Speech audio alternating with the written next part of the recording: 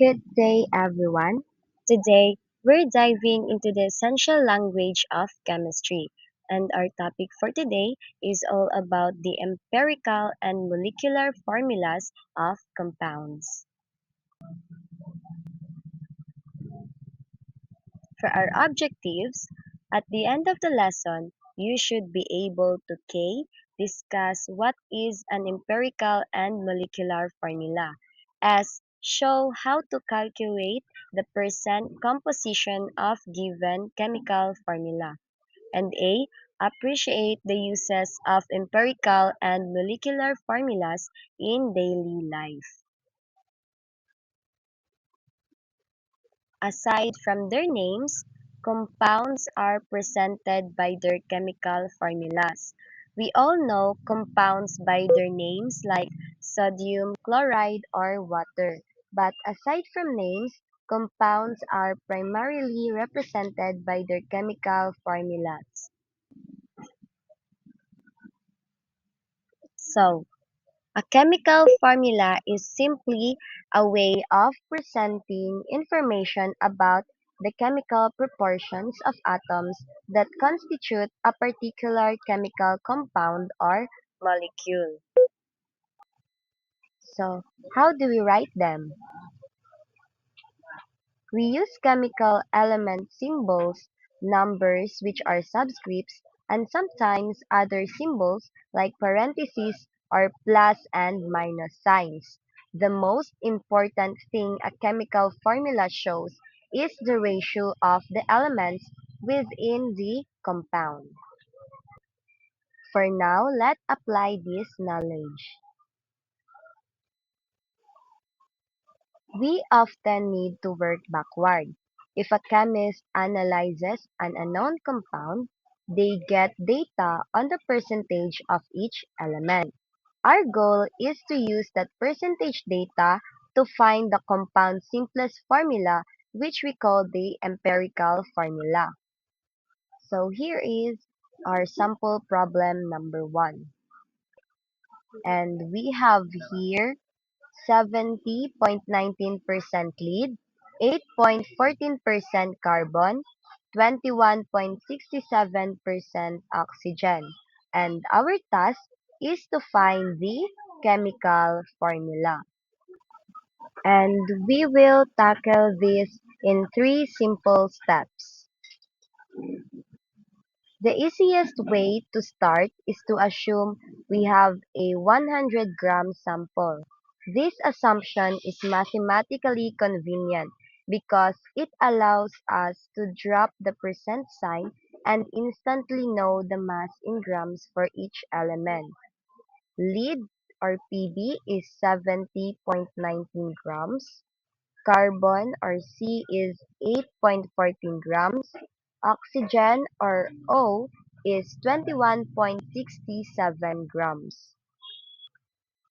Step 2 is to calculate the number of moles.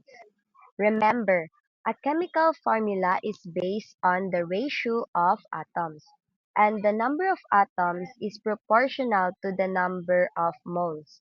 So, we must convert mass or grams into moles. We use this fundamental formula. We have here mole of the element is equal to the mass of element over the atomic mass. Using the atomic masses from the periodic table, lead is 207.19 grams per mole, carbon is 12.1 grams per mole, and oxygen is 16 grams per mole.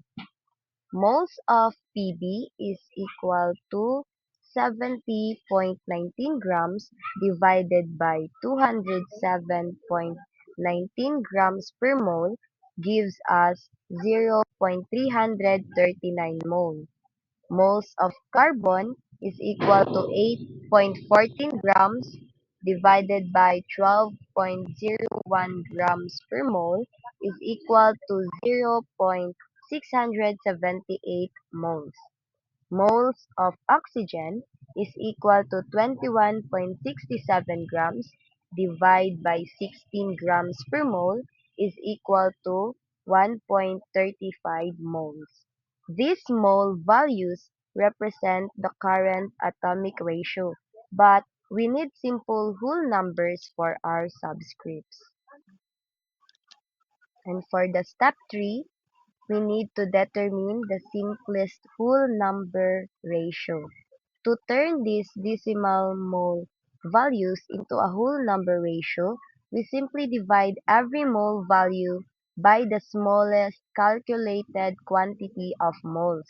Look at our results. We have 0.339 moles, 0.678 moles, and 1.35 moles. The smallest is 0.339 moles. For lead or Pb, 0.339 moles divided by the smallest mole, 0.339 mole, is equal to 1. For carbon, 0.678 mole divided by the smallest mole, 0.339 mole, we get 2. For oxygen, 1.35 mole divided by 0.339 mole, we have approximately 4. The whole number ratio of Pb to C to O is 1 is to 2 is to 4. These whole numbers become the subscripts in our chemical formula. Therefore, the chemical formula is PbC2O4. This process allows us to take raw percentage data and translate it directly into the elemental composition of a compound. Um, for further discussion, my teammates would explain further for you, enable for you to understand more on on how to find the chemical formula. So for sample number 2, we have the question, find the chemical formula of the oxide formed when 1.09 grams of aluminum burns completely in oxygen, producing 2.6 grams of the oxide. So the given is mass of aluminum 1.09 grams and mass of oxygen 2.06 grams. So we need to find the empirical formula. So for step 1, calculate the number of moles of each element. First, we need to find the masses of aluminum and oxygen in the compound. We are already given 1.09 grams of aluminum. To get the mass of oxygen, we subtract mass of oxide minus mass of aluminum. 2.06 grams minus 1.09 grams is equal to 0.27 grams of oxygen. Next, we convert each mass to moles using moles equals mass divided by atomic mass. For moles of aluminum, 1.09 grams divided by 26.98 grams per mole is equal to 0.0404 mole. For moles of oxygen, 0.27 grams divided by 16 grams per mole is equal to 0.0606 mole. Step 2. Divide by smaller number of moles to get the simplest ratio. We divide both values by smaller number, which is 0.0404 mole. For aluminum, 0.0404 divided by 0.0404 is equal to 1. For oxygen, 0.0606 divided by 0.0404 is equal to 1.5. So the ratio becomes aluminum and oxygen is 1 and 1.5. For step 3, multiply to make whole numbers because we cannot have a subscript with a decimal. So we need to multiply both by 2. Aluminum, so for aluminum, 1 times 2 equals 2. For oxygen is 1.5 times 2 equals 3. Therefore, the empirical value of the oxide formed is aluminum subscript 2, oxygen subscript 3, which is called aluminum oxide. For molecular compounds, the chemical formula can be either represented as an empirical or molecular formula, which was taken by experimental data in terms of the percent composition of each element in the compound.